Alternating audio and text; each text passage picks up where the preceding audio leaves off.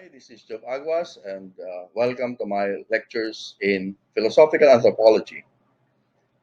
This is now the second part of my lecture on man as a religious subject. And for this part, we are going to discuss Kierkegaard on the religious life.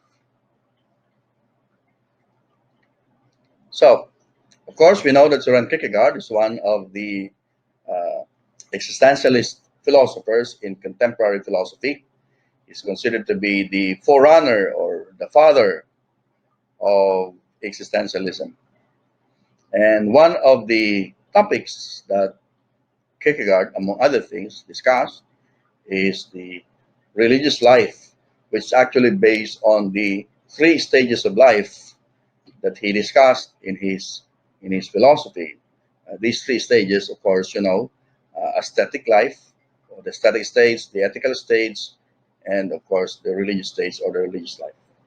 So Kierkegaard is one of those who wrote passionately about man's relation with God, and he was deeply influenced by his father, from whom he acquired his interest with spiritual matters. His father had a sober view of life and brought up his children to a strict form of Christianity, okay, which particularly emphasized the suffering of Christ. So the picture of this suffering Christ, which his father impressed on Kierkegaard's as a young, when Søren was a young boy, remained in him all throughout his life as a dominating presence. So, so in several places, Kierkegaard wrote that the overwhelming impression of Christ made in his childhood, humanly speaking, and I quote, humanly speaking, made him intensely miserable. So he said, and I quote, it was all connected with the relationship with my father, the person I love most. End of quote. So, of course, another aspect of Kierkegaard's philosophy is the way he communicated his thoughts or his ideas. And this method we call the method of indirect communication. So, this method of Kierkegaard to the reader, this indirect communication, forced the reader to have individual responsibility for knowing who he is and for knowing where he or she is going, no? For knowing his own existential, also, and to understand the existential, the ethical, and religious issues raised in his text. Okay, so it's like Kierkegaard inviting us to, think for ourselves, like doing a la Socrates. So if Kierkegaard had a religious meaning to convey, he communicated it through indirect communication, which actually invites the readers of his text into discovering the truth, or any lesson for themselves. So through the different characters, in his work, because he was, well, he's speaking through the different characters. So the characters that he portrayed, he enticed his readers to view life through the lenses of these characters, through their lives, through their different outlooks, and invite them to draw their own conclusion. Okay? So he writes in his journal, and again I quote, he said, the category for my undertaking is to make people aware of what is essentially Christian. Okay? So two things are reported there. What is essentially Christian, and for us to be aware of what it means to be a Christian. So Kierkegaard was fundamentally existential.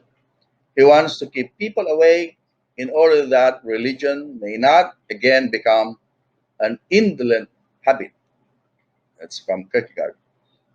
His aim was to provoke the individual so as to become an individual in the truth. So the last thing that he wanted to do was to leave his reader the same The same person, intellectually enlightened, and yet inwardly nothing, zero. Okay? So it seems like, yes, you understand the doctrine, yes, you understand what I'm talking, but deep inside, you are empty. So his aim is to make us aware of our individuality, particularly as a Christian, particularly as a person. Okay? So again, to make people aware of what is essentially Christian. So let's go now into the main ideas of Kierkegaard about religion or about our relationship with God. So one of the more important books of Kierkegaard is the book entitled EitherOr. And the book has two parts. The first part deals with the notion of the static. The static is a term that Kierkegaard used to denote something that is personal, something that is sensory, no? A sensory, or you can say a sensual experience. And of course, the second part of that book deals with ethics. And in this part, Kierkegaard discusses the merits of a social, of an ethical, and morally proper life. Okay? So the first section, again, Kierkegaard is using a lot of pseudonyms. So the first section is written under the simple pseudonym A. And the last section of part one, titled The Diary of the Seducer, is written under the pseudonym Johannes Climacus. And the second part is written under the interchangeable pseudonyms of B or the Judge. Okay, so you have different characters here, right?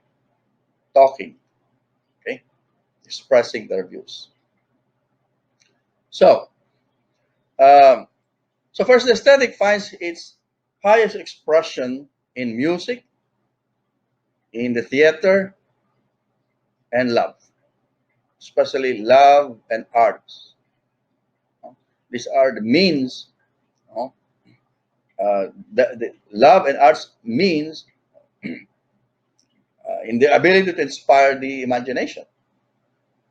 So while music offers direct pleasure, okay, it allows to pretend because, like for example, in the theater or the drama, it allows the viewer to pretend to be someone else. You can identify with the actor. So the combination of music and drama provides a transcendent atheistic or aesthetic experience. The character of A is likened to, uh, likes the character of Don Giovanni, in Mozart's Don Giovanni, Don Juan. It's an opera based on the story of the great lover Don Juan. So the music in the Don Giovanni can be enjoyed on its own. You can listen to the music, and one can pretend to be Don Juan, to be the great lover Don Juan. And the opera teaches a valuable aesthetic lesson. Repetition dulls the pleasure of an act. If you keep on doing the same thing, listening to the same music, watching the same drama or show, it can dull the pleasure. So Don Juan never repeats the act of love more than once with the same woman. So he goes on to another woman again, but he continually repeats the act of sleeping with the same woman. So the state, while devoted to pleasure, sees repetition as an enemy of pleasure. Right? So repetition leads to boredom, which according to A is the most common and unpleasant human state. Boredom. So the opposite of pleasure is boredom.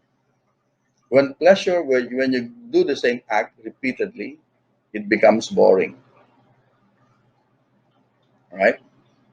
Now, in the second part of the either or, written again in the under the pseudonym B, or the judge, the judge sends a letter, and in the letter, the judge tries to persuade A that the ethical life is better than a purely aesthetic life. So first, the judge defends the sacrament or the institution of marriage. Okay, so said that the ethical of being married is better than the aesthetic life of, you know, of a playboy, for example, of a lover. Okay, because, well, you have you can find some kind of consistency in marriage than in an aesthetic life. The aesthetic life becomes boring, but there is marriage can offer more than simply, having a relation with just anybody. And he further points out that romantic literature always focuses on what happens before marriage, but not what happens after. And he claims that aesthetic fear of repetition is actually a cowardly and selfish act. So the judge argues that romantic love can exist in marriage, and goes so far to say that marriage is the highest form of romantic love. So the ethical courage to submit to repetition is rewarded by a consistent, reliable, aesthetic pleasure found in a loving marriage. Meaning, the point of the judge is that you can combine the aesthetic, the pleasure, with in marriage. You can find this pleasure in marriage.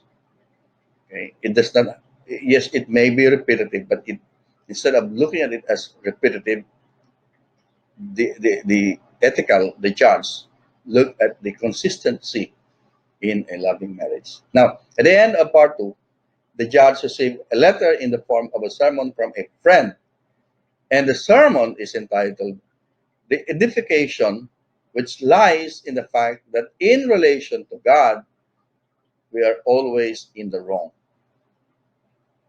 So, when we put this in a bigger context, when we look at this in relation to God, everything that we say about the aesthetic and about the ethical is wrong. So the main point of the sermon is that man's choices, whether aesthetically or ethically motivated, they are not right because only God is right. So the aesthetic and the ethicist, they can quarrel, A and B, the judge can quarrel, but nobody is right between them, because according to the letter, only by accepting that God is always right and by trying to do God's will can we escape unhappiness and become an authentic self.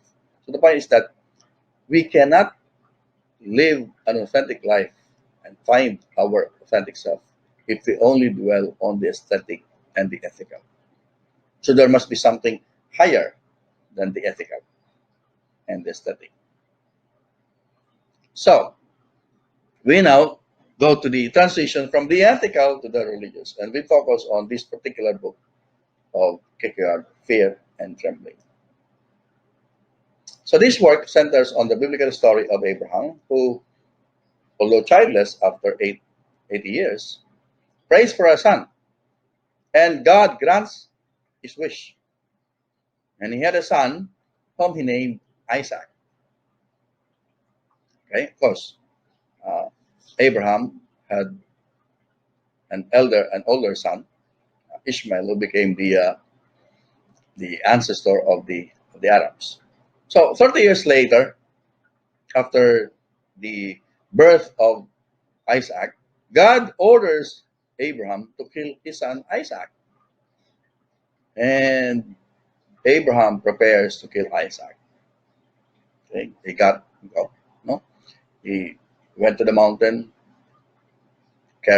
brought his son up there, and prepared to sacrifice his son Isaac to God as God commanded. But in the last second, God spares Isaac and allows Abraham to sacrifice a ram instead. Okay, and of course, Abraham or Isaac was saved. Now, in the book Fear and Trembling, Kierkegaard presents four different retelling of the story, four different endings. Okay, each with slightly different viewpoints. In the first version, Abraham decided to kill Isaac in accordance with God's will. Abraham convinces Isaac that he's doing it by his own will, not by God. Of course, that's a lie, because God commanded Abraham to sacrifice his son Isaac. But Abraham says to himself that he would rather have Isaac lose his faith in his father than lose his faith in God. Okay? So that's the first retelling. The second, Abraham sacrificed a ram instead of Isaac. And even though God spares Isaac, the faith of Abraham is shaken because God asked him to kill Isaac in the first place. Okay? So now, now in the third version, Abraham decides not to kill Isaac and then prays to God to forgive him. Okay? Because in the first place, he thought of sacrificing his son. Okay? He thought of killing his son. Okay? So he asked for forgiveness for this thought. Now, in the fourth version, in the last version, Abraham can go through with killing Isaac.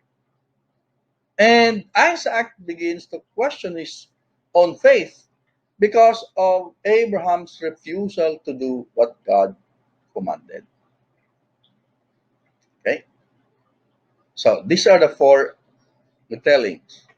And through this retelling of the story of Abraham, Isaac or Kierkegaard demonstrates the importance of a theological suspension of the ethical. And what is this theological suspension then? A theological suspension is made when a certain end or goal is suspended because of a different end. So you suspend teleological, no? Teleological, I'm sorry, teleological. So you suspend a telos, a goal, because of a certain or different goal instead. So Abraham performs a teleological suspension of the ethical. He suspended the ethical. Okay? Suspended the ethical when he decides to kill Isaac. So when he brought Isaac to the mountain, of course, his ethical obligation is to protect his son Isaac. But when he brought Isaac up in the mountain to sacrifice, he suspended the ethical. Okay? Suspended the ethical. Of course, he knows that killing is unethical, but he suspended it first. However, Abraham decides to suspend the ethical. So, in other words, he put the ethical concern aside in favor of the religious. So, yes, it's wrong to kill, but God is commanding me to sacrifice him. So, for Abraham, what is more important is what God said, not what I consider to be unethical or ethical or whatever. Okay, so this is because his faith, okay, is, should I say, more important than the ethics. Okay, so faith in the righteousness of the end of the telos that God, no, wants us to do. So from an ethical perspective, killing is bad. Killing, so especially your own son, but you have to be faithful to God, and God commands you to do this. So what I'm going to do is I'm going to set this aside and I will follow what God commands. Okay? So because of Abraham's faith that God will not allow an ethical telos, okay, and an ethical telos, he seems he takes what seems to be an unethical decision. So Abraham puts religious concerns over social or ethical concerns, thus proving his faith in God. Okay. So the point of Kierkegaard is that by suspending the ethical, Abraham proved his faith in God. Now, what is this? What is ethics? So, what is the ethical? The term ethics in Kierkegaard's words has more than one meaning. Right? There are actually two related meanings. First, it is used to denote a limited existential sphere or states, which is superseded by the higher states of the religious life. Okay, I'll go back to that. The second is an aspect of life which is retained even within the religious life.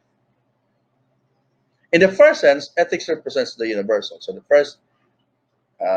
higher states of this existential sphere, it represents, in the first sense, ethics represents a universal, the prevailing social norms. Okay, so uh, the social norms are seen to be the highest court of appeal for judging human affairs, and nothing outranks them for this sort of ethicist. Okay, so like for example, you think of your duty, So your duty to your father, your duty to your parents, your duty to your family, your duty to other people.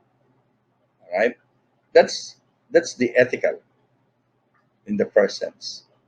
Okay. Now, but of course, in the second sense, it's still an aspect of life that is retained even within the religious life. You remain to be ethical even in the religious life. The first in the first sense of ethics is what you abandon. Okay, but there's still an ethics in the second sense that remains even within the religious life. Okay, so now Kierkegaard recognizes that there are duties to a power that is higher than our social norms. So yes, you have the universal, you have the prevailing social norms that you have to follow, but for Kierkegaard, there's a higher power over these norms. Abraham's would-be sacrifice of his son Isaac is not for the sake of the social norms, but it is the result of the teleological suspension of the ethical. So this is the social norms, but I have to set it aside first. Okay, I'm not saying I'm denying the social norms. I'm not saying, well, it's now okay to kill your son. No, it's still not ethical to kill somebody, especially your son. But I am setting it aside first because there's a higher being, okay? There's a higher being that commands me to do something else, okay? So Abraham recognizes a duty to something higher than both his social duty not to kill the son, okay, and of course his own personal commitment to his beloved son, vis-a-vis the duty to obey, of course, what God commands.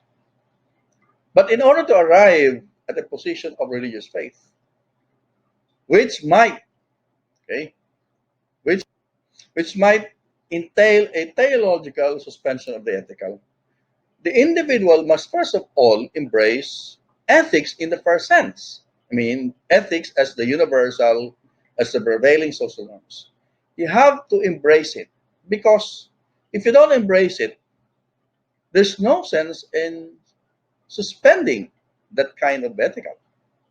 If you don't believe, for example, that killing is bad, you don't have to suspend it. I mean, you can kill because in the first place you don't believe in it. You don't believe in the sanctity of life. All right. So you have to believe first in the sanctity of your life, especially of your son, no, before you can suspend it. Okay, because you suspend something that is really of value to you in favor of the higher calling. So in order to raise oneself beyond the merely aesthetic life, which is a life of drifting imagination possibility, one needs to make a commitment that is the aesthetic, then proceeds to the ethical. Okay, you have to embrace the ethical. So if you go through all these stages, you have to. So you get bored because of your aesthetic life. You go into the ethical. You embrace the ethical as if it is really the most important thing. Now I'm good. I am ethically good. You embrace the ethics, the norms, and then you set it aside because there is still something that is higher. So when you go into the higher religions now, we're talking of the leap of faith. So everyone faces the options of choosing between the three fundamental commitments: the aesthetic, the ethical, and the religious. In his various works, Kierkegaard calls them views of life, existential categories, modes of existing, stages of life's ways, etc. Okay? So it actually portrays the different stages of existence spheres of an individual journey. You know? And there's always a tension between one sphere or stage, in one stage or one sphere to overcome so that the individual can go into the next stage. And it's always a leap of faith when you go up, right? So the goal of this is to attain authentic existence as the person seeks to escape boredom and despair to become an authentic self. So you always go higher. That's why you cannot remain between static and the ethical. It's either or. And you cannot, you know, uh, you cannot you cannot be at both the ethical and the religious. No, that's why it's either or. You cannot be on both. You are either static or ethical. You are either ethical or the religious. Okay, but in the second sense, there's still when even when you reach the religious, you should abandon the ethical, the universal. But of course, there's still an ethics that remains. That's the second sense of ethics that we're talking about.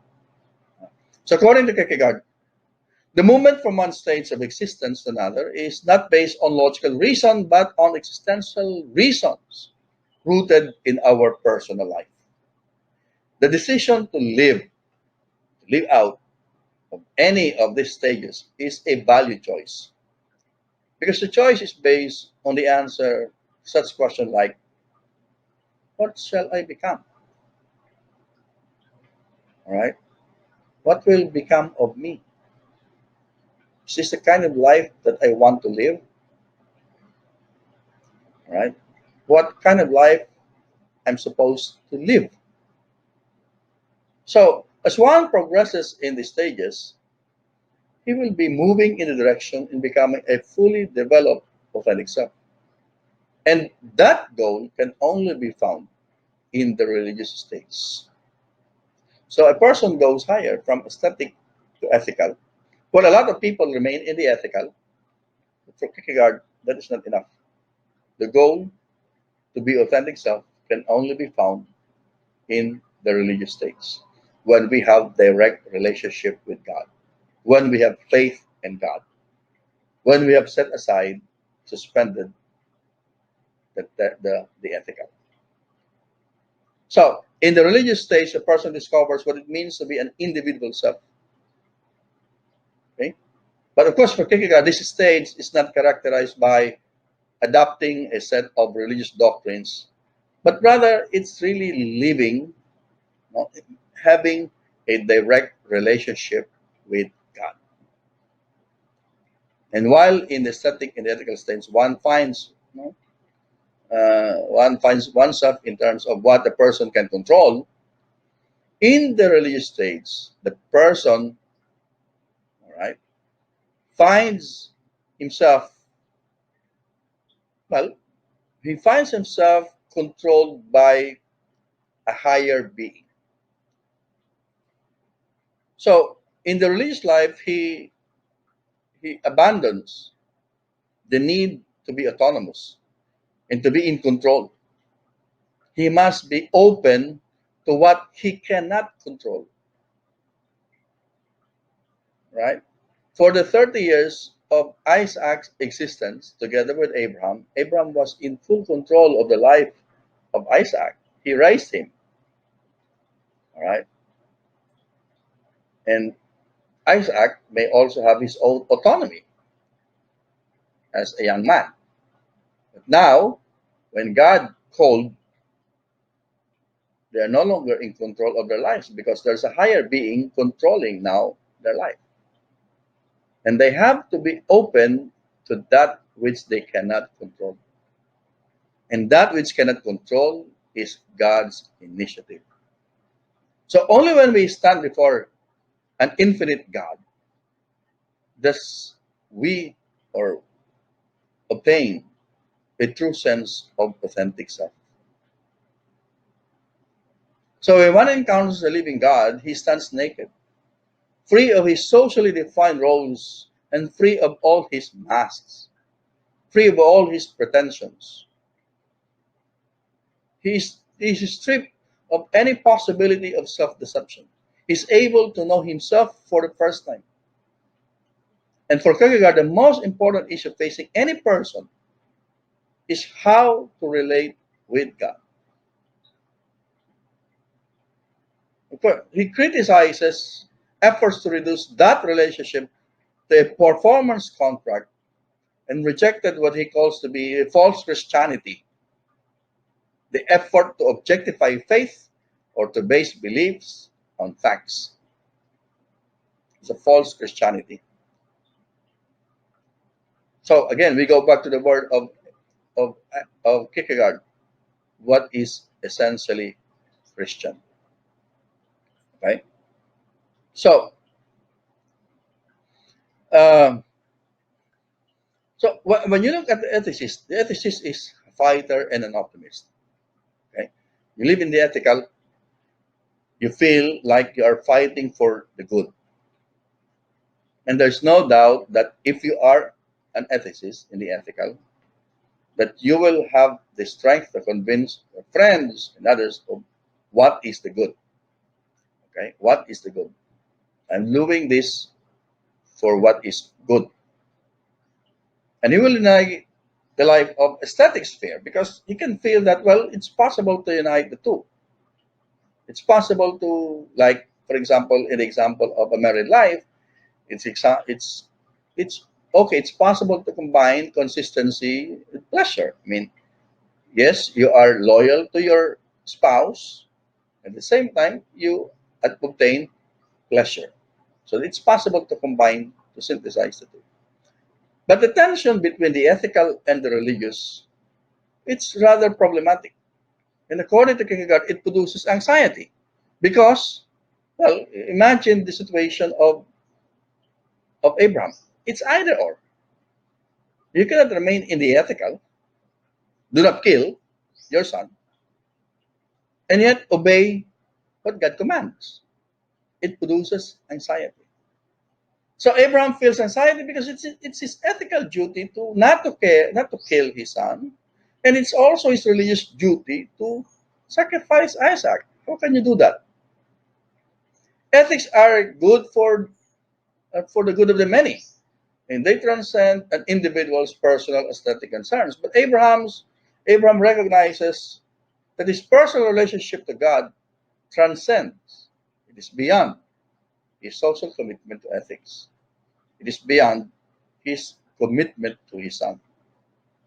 So if Abraham had desired to kill Isaac, this would have been both immoral and irreligious. However, Abraham does not decide to kill Isaac for personal aesthetic reasons or for social ethical reasons. Abraham decided to kill Isaac because of Abraham's personal faith that God will not actually allow Isaac to die. He put his entire trust to God.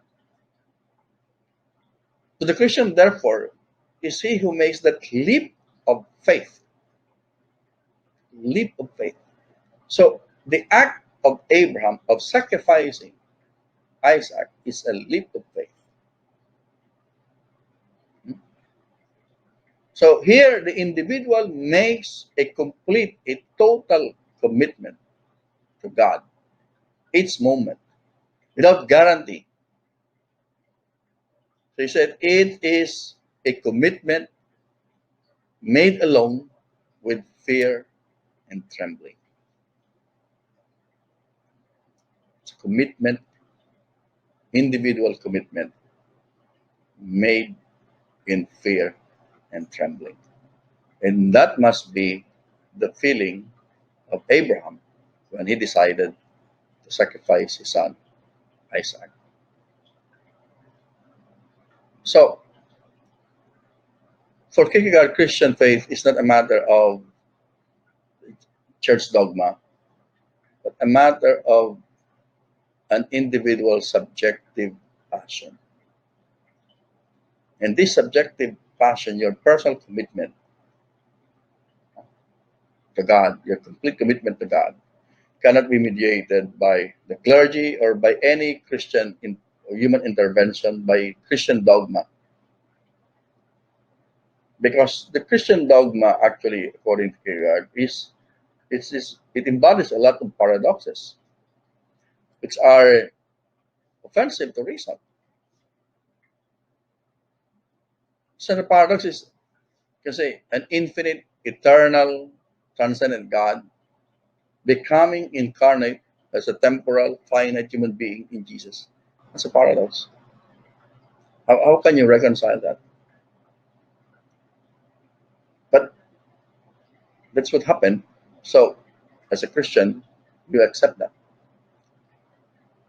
So, faith is the most important task to be achieved by a human being because only on this basis of faith does an individual have a chance to become a true self.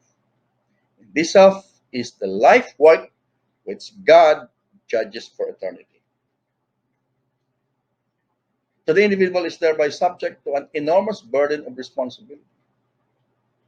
Because upon his existential choices, okay, on his existential choices, you put in a balance your eternal damnation or salvation.